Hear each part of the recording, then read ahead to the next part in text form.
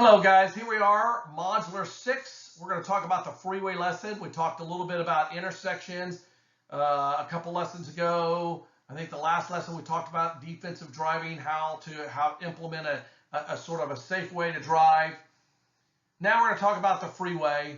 We're going to talk a little bit about who has the right-of-way on the freeway, who has the right-of-way getting off the freeway, who has the right-of-way getting on the freeway. If I were to take a driver, and if you were to do driving lessons with me, one of my qualifications, we don't actually have to do the freeway. It's not a mandatory lesson. But the guidance or the way I can tell if a person can go on the freeway is they got to be able to do a 45 or 50 mile an hour lane change. If they can do a lane change at 45 miles or 50 miles an hour, then I can take them on the freeway. Because really all you are is you're getting on the freeway and you're getting off the freeway. You're getting on the freeway, getting off the freeway, and you're able to be doing a lane change. A lot of people are scared of the freeway, but the freeway is really the easiest lesson of them all. You're just doing a lane change at a high speed. So, all right, let's get started. Here are the questions. Again, I may cover some of these. I think in this lesson, I'm probably going to cover a lot of these, so forth. So just kind of be aware of that. Here's some more questions as we get going. And then here's some more. This is going to be your study guide to study going through the chapters. Here's some of our true and false.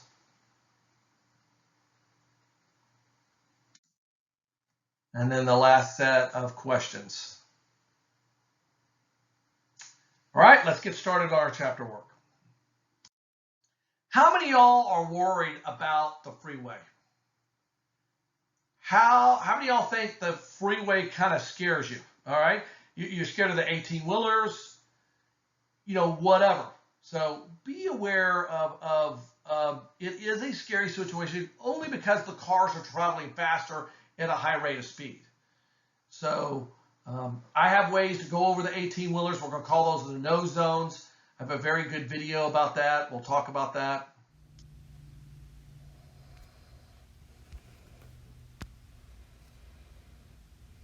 I'm Dennis Day, an America's Road Team captain.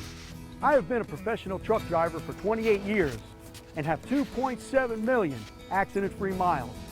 You are about to see how you can greatly improve your safety if you change your driving habits around large trucks and buses by adopting the Share the Road philosophy.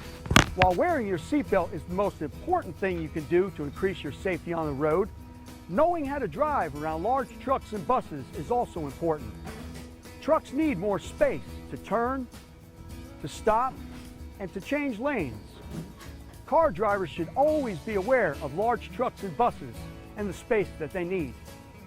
The Share the Road program has 5 basic driving habits that will keep you safe around trucks. Number 1, don't cut off trucks. Number 2, stay out of the blind spots or no zones. Number 3, maintain a safe following distance and don't draft.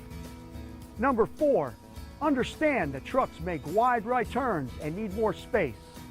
And number 5, if your car breaks down, pull off the highway as far as you can. If you remember these Share the Road safe driving principles and wear your seatbelt, you'll be a safer driver and make the road safer for everyone.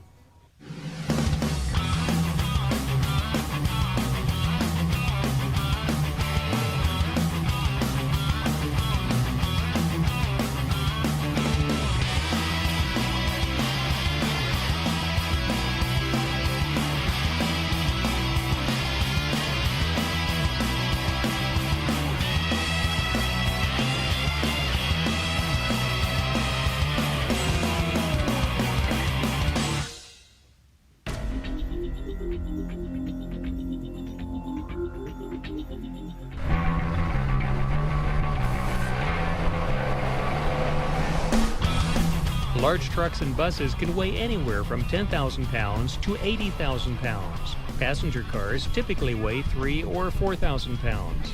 Because of this difference, large trucks and buses cannot stop or maneuver like small cars or pickups. They need more space to stop and turn. Trucks and buses can take twice as long as cars to stop. Often passenger cars pass trucks and move in front of the truck too quickly without leaving enough room for the truck to maintain a safe following distance. Truck drivers are trained to maintain at least 3 seconds between themselves and traffic in front of them. At 65 miles per hour, that's about 300 feet, the length of a football field. When you pass a truck and move in front of it without leaving enough room, you create an unsafe situation and actually break the law. Most states have a traffic law regarding lane usage or passing that requires you to leave a safe distance between your car and the vehicle you pass before moving into their lane. Young drivers can lose their license with only a few moving violations prior to 18 years of age. Car drivers can help truck drivers anticipate traffic conditions by signaling lane changes well in advance. Sharing the road is always safer than ignoring other vehicles and pushing your way through traffic. These are examples of crashes caused by passenger cars cutting off trucks. The passenger car is at fault when this occurs. Cutting off trucks is dangerous. Sharing the road saves lives.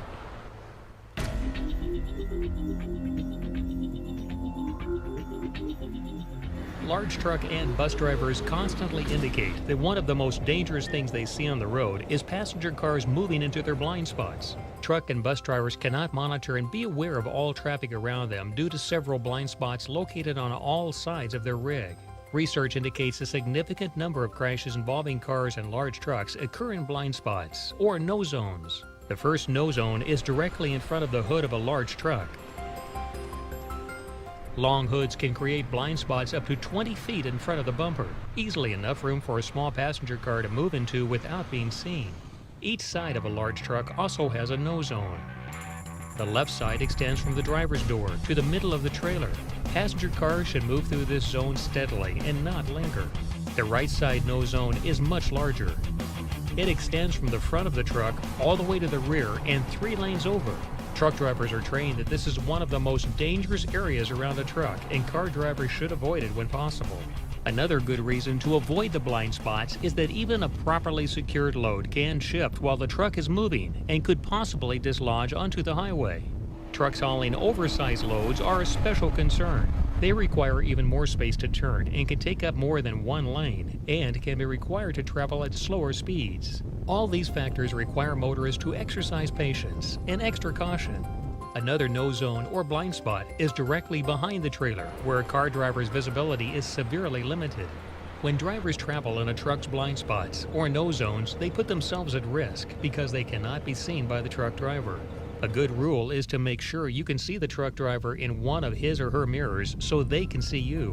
When you are following a large truck, increase your following distance to allow clear sight distance ahead. Stay far enough back so you can see the side view mirrors of the truck. If you can't see one of the driver's side view mirrors, then the driver can't see you. Minimize time in the no zones and share the road.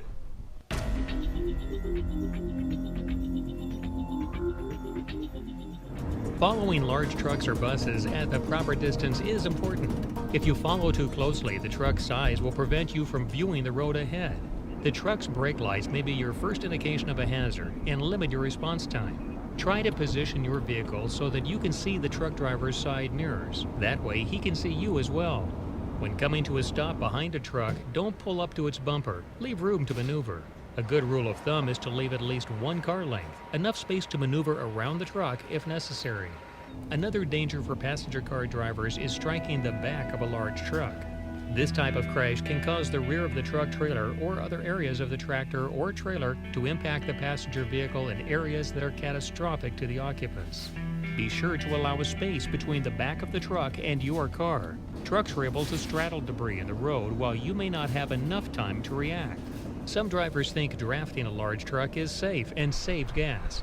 Actually, this can result in a traffic ticket and drastically reduces visibility for the car driver.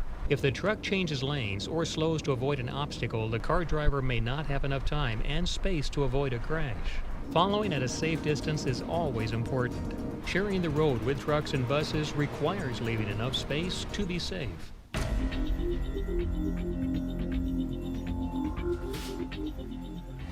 Due to the overall length of large trucks, a larger turn radius is necessary. Often large trucks will move into adjacent lanes prior to and after a turning movement to avoid driving over a curb or sidewalk. Trucks must also avoid traffic on the cross street. This can be dangerous for drivers that are not aware of or don't anticipate these movements. When making a right turn, large trucks will often move left prior to making the turn. Inattentive drivers may see this as a lane change to the left, not the beginning of a right turn, and attempt to pass on the right. Look for the right turn signal on the trailer before attempting to pass on the right. Passing any large truck on the right can be risky. Occasionally, truck drivers will fail to signal, or the trailer signal light may be inoperative. Safe drivers will wait to assess the truck driver's intent before passing. If a truck is stopped at or approaching an intersection, never attempt to cut in along the right side as the driver first maneuvers left, or you will find yourself sandwiched between the turning truck and the curb. Trying to pass a right turning truck on the left can also present dangers. If the truck swings wide enough, it can force you to stray into oncoming traffic or the median of a cross street. Always give the truck driver sufficient clearance and time to complete a turn safely. Similar concerns arise when large trucks make left turns. Truck drivers turning left may first swing wide to the right to enter a cross street. The sharper the turn, the narrower the intersection, and the longer the truck, the wider the driver must go. Wide turns can force a truck's trailer to cut off or squeeze car drivers to the sides, especially if vehicles move into the truck's no zone during the turn. Many intersections are marked with stop lines, indicating where a driver must come to a complete stop. Stop lines are designed to set motorists far enough back from the intersection to be safe. Check the cross street for large truck traffic when stopped at intersections to anticipate any wide turns entering your lane. Crowding the intersection by stopping beyond the stop line can position your vehicle too close to trucks attempting to turn and other cross traffic. It can also result in a traffic ticket. Passing large trucks can be risky. Sharing the road means assessing as best you can the intent of the truck driver and avoiding passing trucks when they are turning.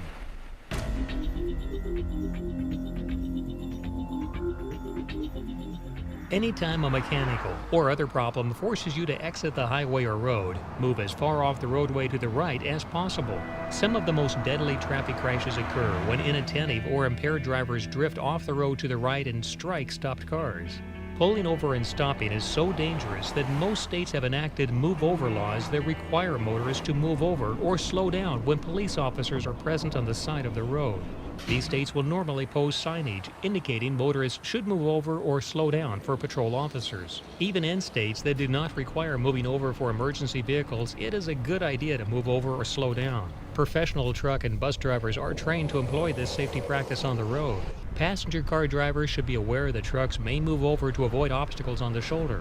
Due to limited visibility around large trucks and buses, passenger car drivers may not see a hazard and therefore not anticipate the truck responding to the hazard. Sharing the road means anticipating large trucks and buses moving over to avoid police officers and other hazards on the shoulder. Wearing your seatbelt and following the 5 steps in the Share the Road program is easy and can save lives. It can also help you avoid tickets and keep your license.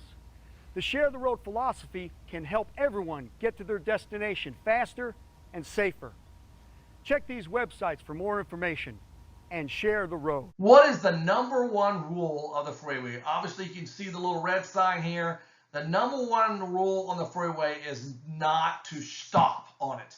So if you're trying to get on the freeway and you just stop and all the cars behind you stop, that's the whole point of the expressway. That's the reason why they don't have lights or crossroads, is we really don't want to stop on the freeway. Even if you have a flat tire, I would take the car off, all the way off the road, even get off the freeway onto the feeder road, because the number one rule of the freeway is trying not to stop.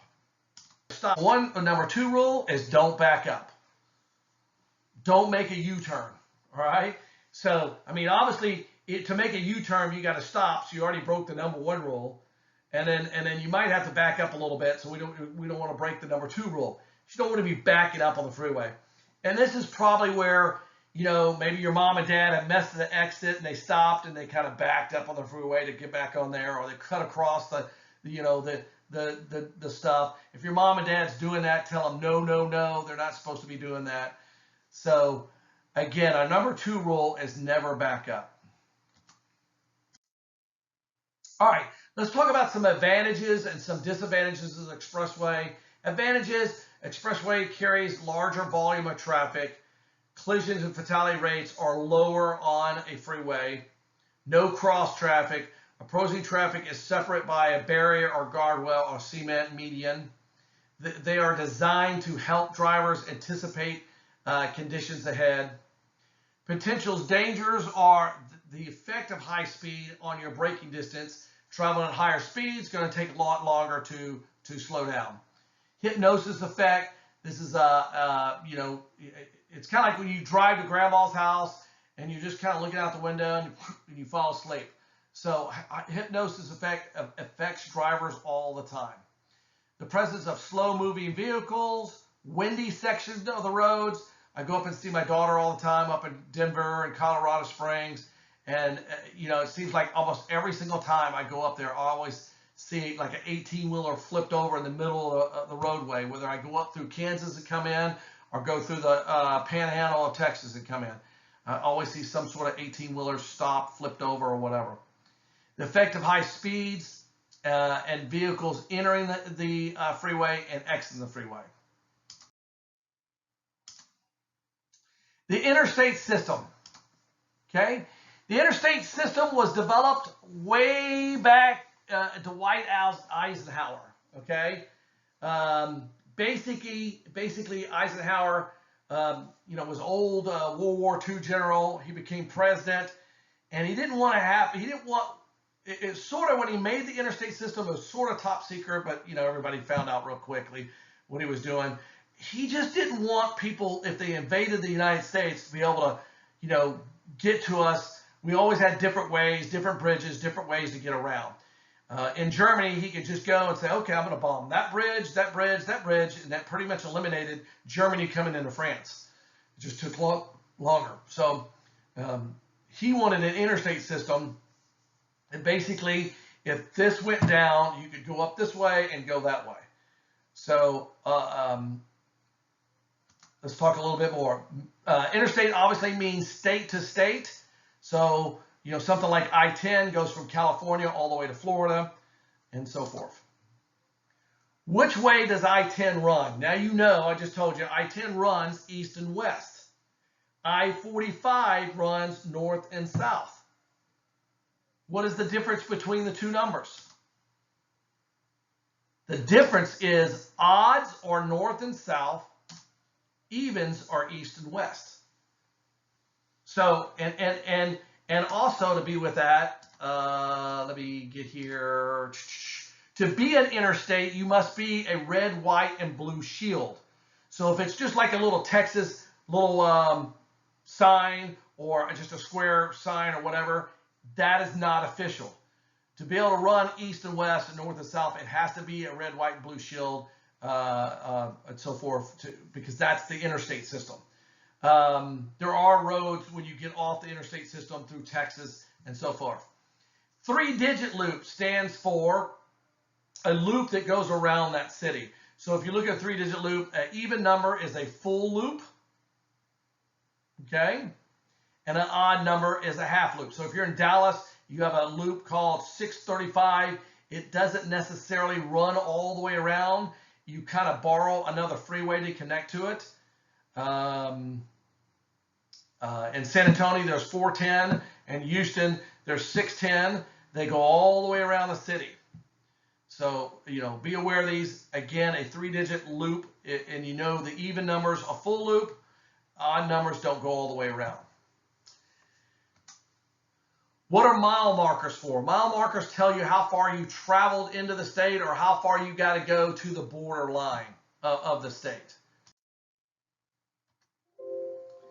So, freeway merger signs. This is going to sound funny to you, but we call these in class a happy sign and an unhappy sign. So, tell me what you think about this sign here. Why is it a happy sign? Mainly because this guy's got its lane and this guy's got its lane. So it's really called the lane added sign. This sign over here is called the merge sign. But in the car, I just say, hey guys, we got a happy sign. Now a lot of people turn their head sideways trying to look at it. What do you mean it's happy? It's happy because I have my lane and you have your lane.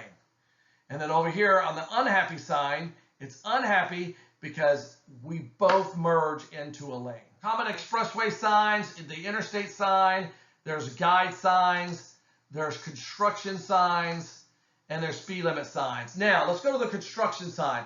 What is a bad thing about the construction sign? If you are caught speeding in a construction sign, your fine is doubled.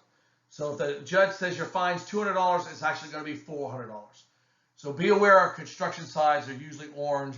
Guide signs are usually brown. They're guiding you to where to go. And your speed limit signs are always going to be the black and white sign and so forth. By the way, on the interstate sign, here's a question for you. It's number 1. What does that run? East or west or north or south? I'm not going to answer for you. I'm going to let you think about it. Entering the freeway. We want to put our left turn signal on, mainly because we got to let the people know on the freeway that we're getting on. Accelerate. You're not going to hear that from moms and dads a lot sometimes. You got to hit it. Put the gas down. Accelerate in that little lane that you got there. Use the outside mirror. We're using the mirror on the side that we're merging. We're not using the mirror that's facing the feeder road. So kind of be aware of that.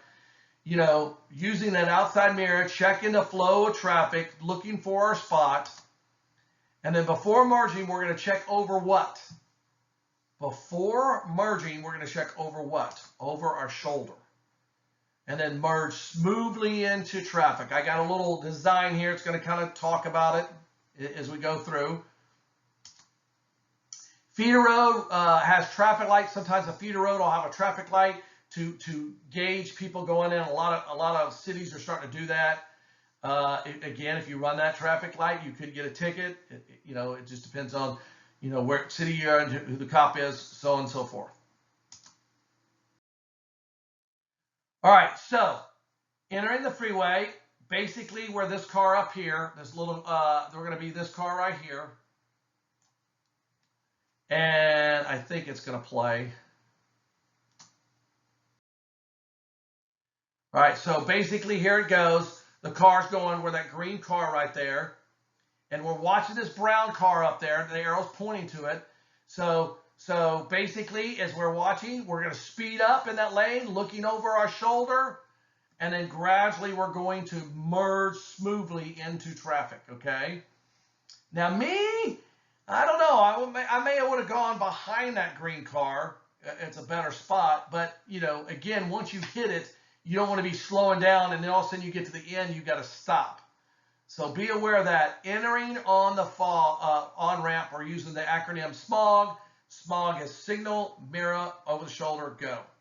So be aware of those.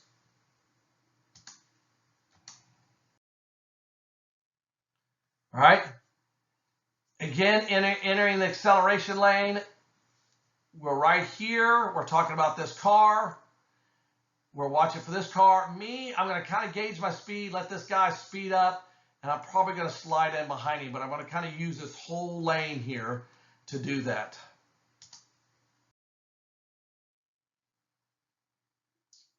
Again, right here, it's all clear. I'm looking into my outside mirror, and then right before I merge, I'm going to get on the freeway. So right here, at the very last second, I'm going to look over the shoulder. Now, when I'm looking over the shoulder, you think your mirror has it. What I'm really looking at is I'm looking for this car right here. Reason why I'm looking to see if this car comes in the lane while I'm coming over. It's happened. So, be aware of that. And then I merge smoothly, enter the traffic flow. Enter in the appropriate lane.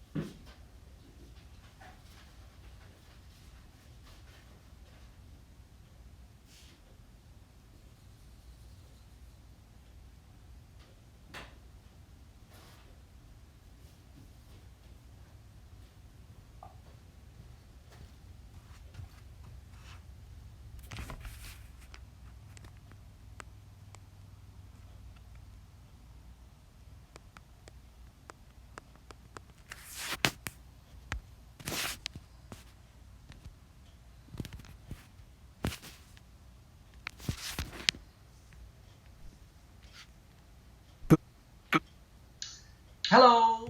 Before your teen begins driving in the highway environment, make sure you feel they've mastered all the previous environments. It's also a good idea for them to have had their first highway driving experience with a driver's education instructor prior to your practice drive sessions. Before your teen starts driving, review the mechanics of entering and exiting highways. Instruct your new driver that they will need to be able to enter from the acceleration lane and match the speed of the traffic, without causing other cars to slow down or swerve from their lanes. With their speed matched, they need to merge into traffic safely without drifting in and out of the lane. When exiting the highway, the new driver shouldn't slow down until after their car has moved into the exit lane. It's also important not to swerve across lanes to try and make the exit at the last second. If your teen changed lanes flawlessly in the intermediate road environment, your teen is ready to merge onto the highway. The steps are the same as the steps for lane changing. First, you signal your intent to merge. Then, you build up your speed to match the traffic. You check your mirror and your blind spot. And when it's safe, you merge into a gap, leaving a large space cushion. If there is no space to merge and the acceleration lane is ending, continue driving on the shoulder, knowing this may take some of the pressure off your new driver. Now that you and your new driver are on the highway, start looking for an appropriate exit. Get into the right lane and look for your exit sign. The last exit sign will have the arrow. Signal when the arrow is in sight.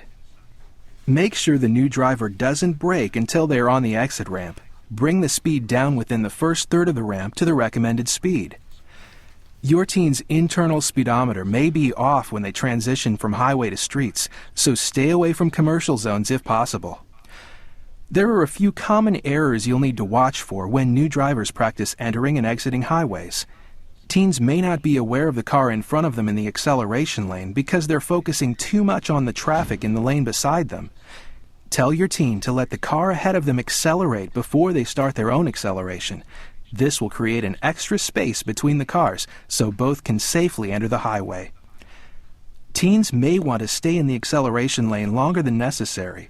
They also may not recognize how much space they have to accelerate and merge. With practice, your teen will be able to identify and adjust to the speed of other cars. Some new drivers are not comfortable checking their blind spots with head turns at the higher speeds. Encourage them to do a quick head check. It's a more reliable way to check the blind spots to avoid a crash. When exiting, a common error for teens is signaling too late.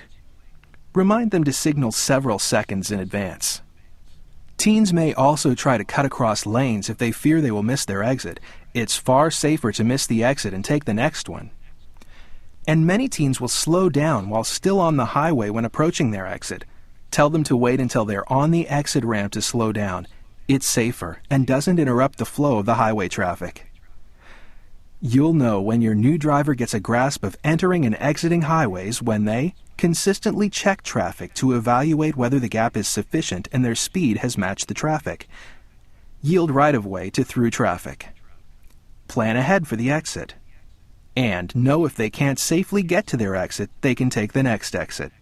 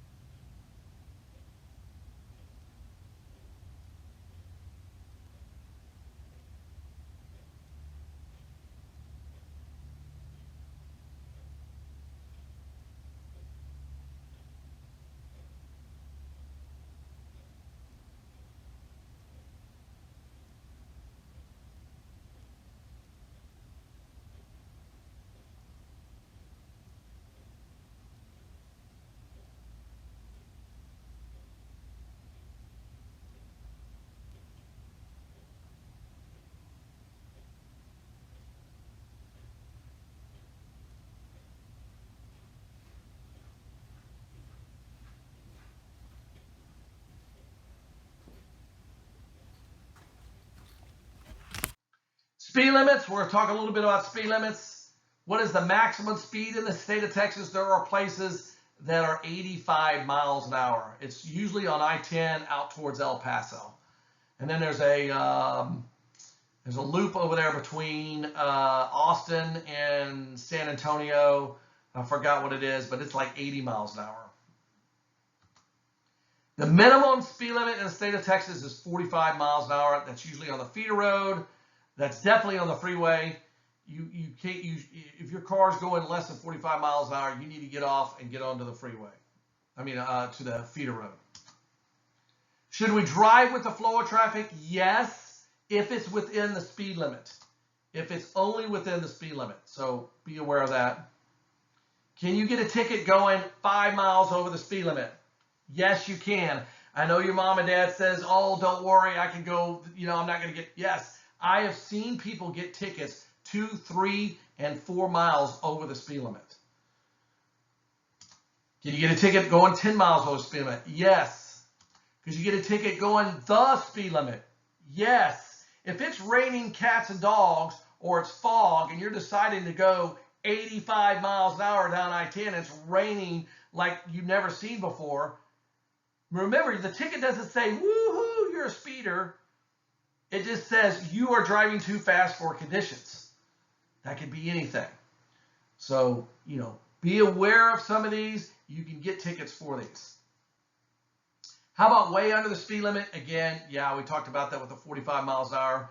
You could, going way too slow on the freeway, you could get a ticket for it too.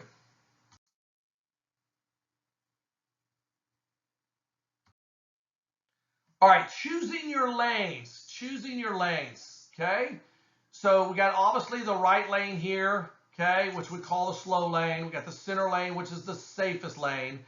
Everybody calls the left lane, y'all call it the fast lane, but it's not. It's called the passing lane. So be aware of that. So here's the key question here. All right, I'm gonna get rid of these. Get this in here. I got this little black car right here. This car is going to this lane. This car is going to the lane. Which car has the right of way? So someone from the far right lane and someone from the far left lane, which I'll call the fast lane, they're going into the middle lane at the same time. Who has the right of way?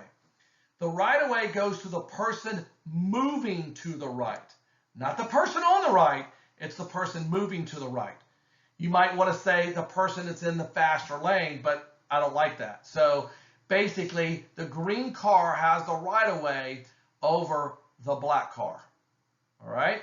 Now, next question I'm going to have for you. Erase all this if I can. All righty. So now I'm going to have a car right here. So everybody see my car right here? I'm filling in. Let me get a yellow here. So I got a yellow car I'm putting in right here. Y'all starting to see that, okay? This guy right here in the yellow car is going 70 miles an hour. This guy right here is going 65 miles an hour. The speed limit, we'll put it way up here, the speed limit is 65 miles an hour, okay? I'm not a good drawer. Does this green car right here, I'm going to circle him, have to get out of the way of the yellow car? He's going the speed limit. Does he have to get out of the way? Maybe pause the video, bring mom, dad over here, kind of show them, see what they think. The answer is yes. This right here, this lane is called the what lane? The passing lane. So once you pass your car, you get back over in the lane. This guy going 65 is impeding traffic. Now, obviously, if there's a car right here, he can wait till he speeds up. But if there's no cars there next to him, he must get over and let the faster car go. It does not say the faster car that's in the speed limit. No.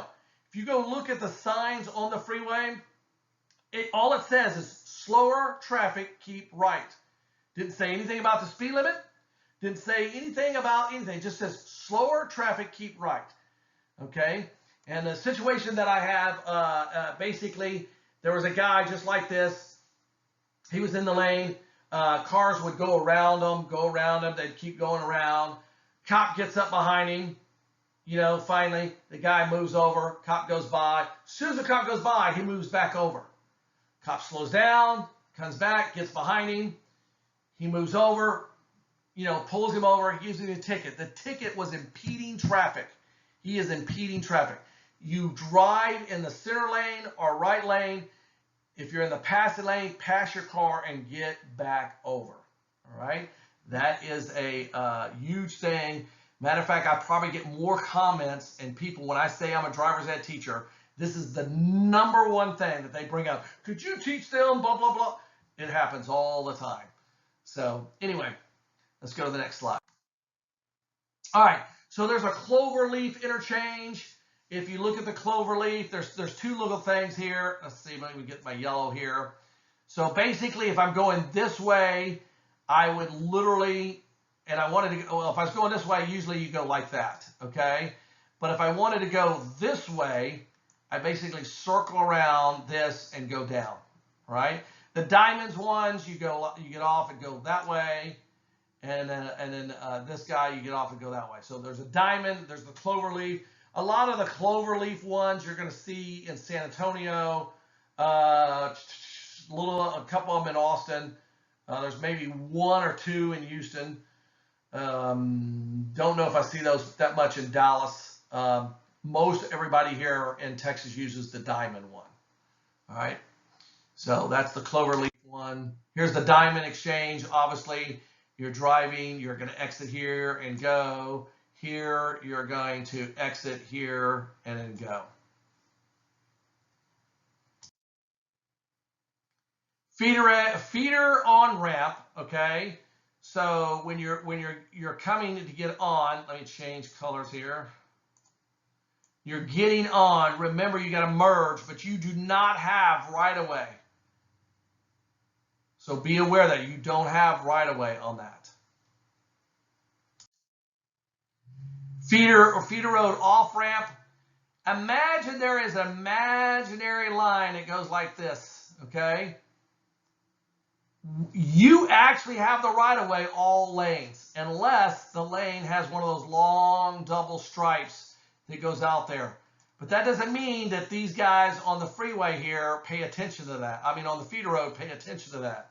So be aware of that when you're going through here, you still got to look over there because they may not stop. If you're in San Antonio, a lot of them stop because in San Antonio, they actually paint a line across here. It tells them to come up and stop. When I was in San Antonio, I was just blown away. They just stopped on the feed road. But nobody else in Texas does that. So, and I don't know about the other states as well. All right? You're supposed to let this guy go all the way across. These guys over here are yielding to the people on the freeway. Weave lane, again, number 2 has to yield to number 1 coming off. All right, so, you know, I mean, as crazy it is, if 2 has to stop, he has to stop.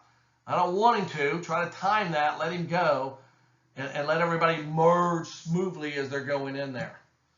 So that is what we call the weave lane.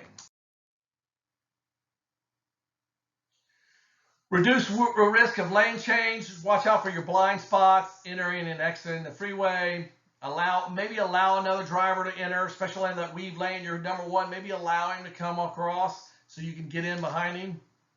Following large buses and trucks or slow-moving vehicles. Lane ahead becomes blocked. You don't want to get up there and you're blocked in. You can't see over. Animals on the road or the freeway. And then when you're passing another driver, reduce the risk of lane changes and blind spots. Do's and don'ts. Do not drive on the freeway except through the on-ramp. You know, your mom and dad have crossed over in the grass to get on the freeway. That is a no-no, all right? Do not park and stop on the freeway except areas provided. Don't just park and stop on the freeway. Get off the freeway if you need to fix your car or whatever. Do not park on the shoulder unless you have an emergency. The only, I mean, there is a, what's the new word?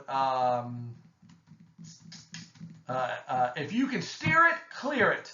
If you can steer it, clear it. So be aware of that on the freeway. That's the new Texas ad campaign. If that car is steerable, get it off the road.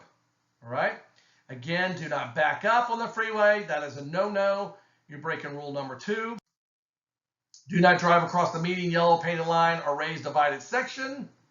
Do not make a U-turn, which if you got to make a U-turn, you break 2 rules. You got to stop, which is breaking the first rule, and then you got to kind of back up and make that U-turn, which is breaking the second rule. Don't use the left lane, which I'll call the fast lane. So don't use the fast lane except for passing only. It's not to just drive fast in it. Do not change lanes without signaling or checking your open gap, your blind spot.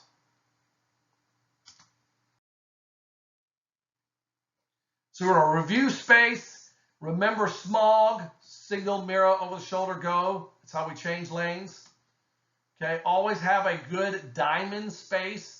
So right here, if I'm looking at this, I've got no cars on this side, no car behind me, no car in front of me. This is a perfect space. We always want to try to have that good diamond space. Now, worst case scenario, I would like you to have 2 of the 3.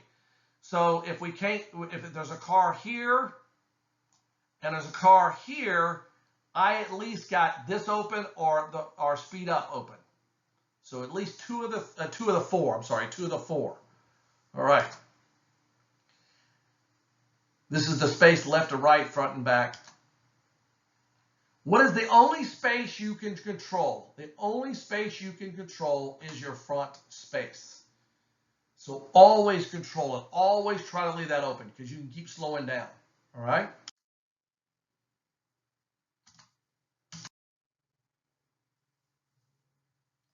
Highway hypnosis, again, is a dull, drowsy condition that can occur of concentration needed while driving long distances. We talked about this in Module 2 a little bit, but I just added a little bit on the freeway because really highway hypnosis is really going to happen on the freeway lesson. Plan breaks, rest stop to combat this. Pull to a safe area, rest and sleep. Again, I told you, your body has a natural alarm system. When it's tired, boom, go to sleep. When it wakes up, it's ready to go. Freeway breakdowns, get off the road if possible. If on the freeway shoulder, get off to the right. Never be broken down in the left lane or the fast lane, which I'll call. Don't be broken down in there. Do whatever you got to do to get over to the other side.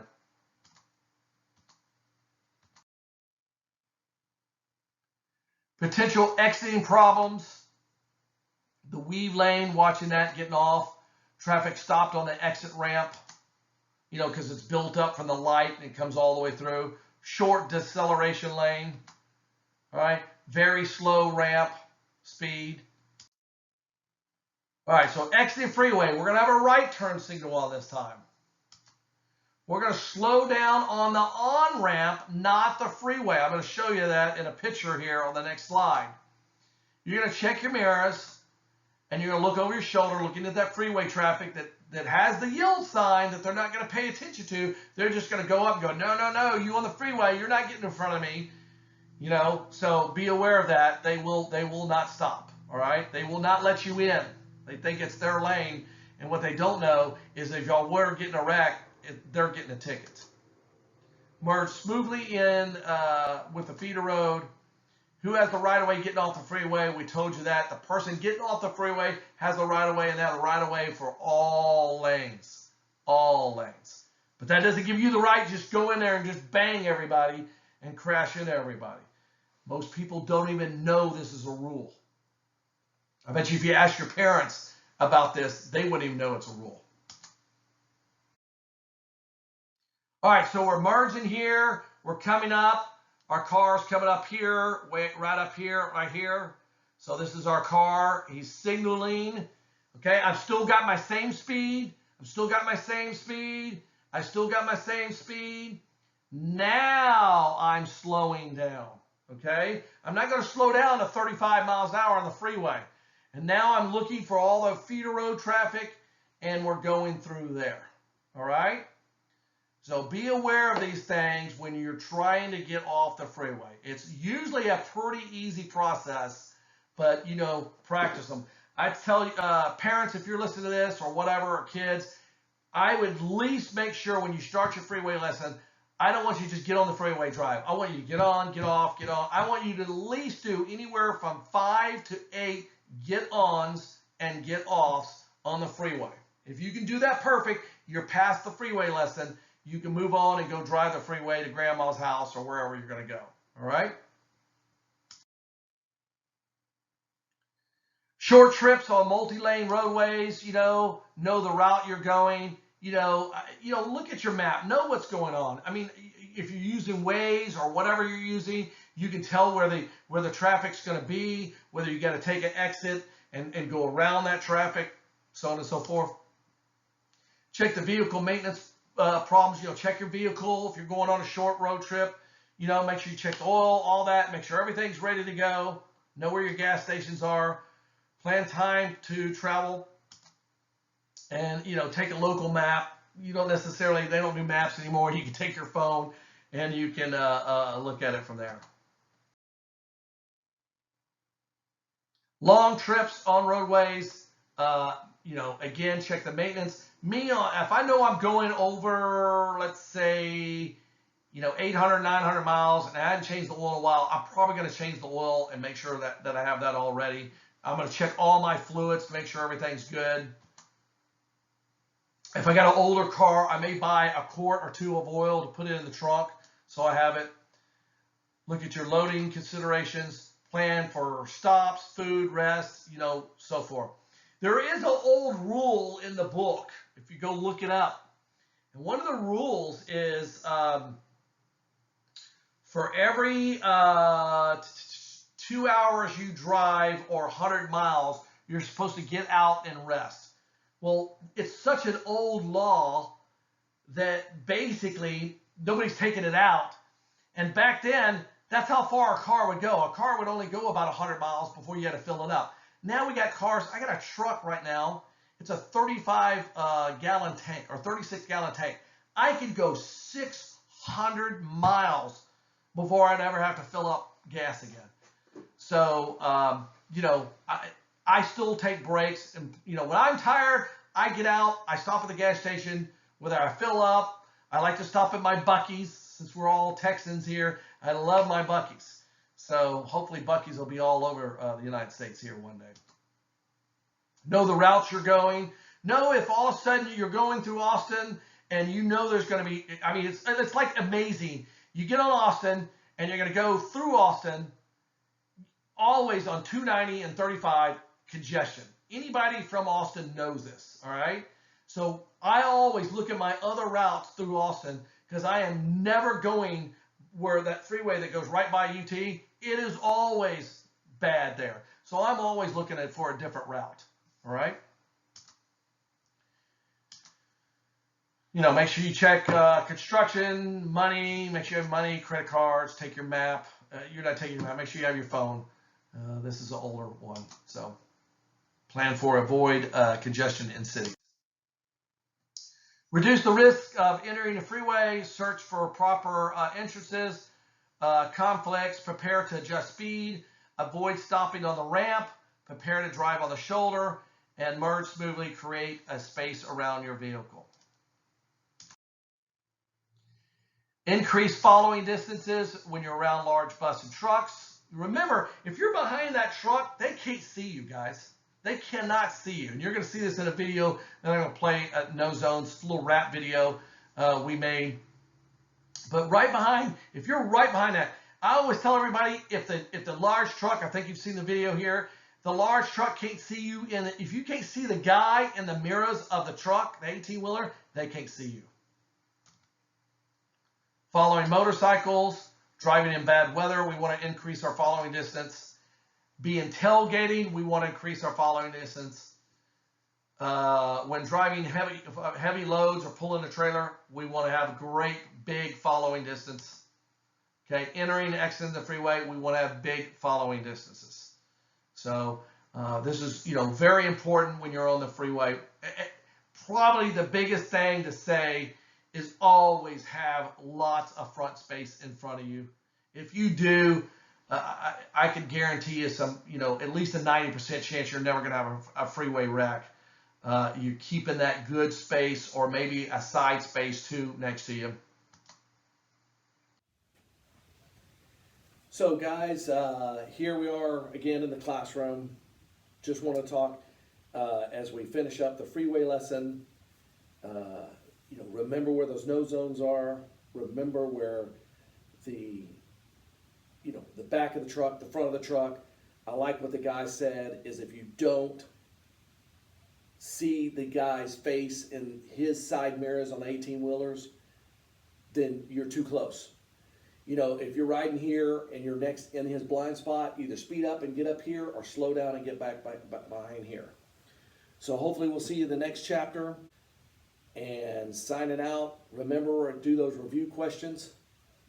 We'll see you then.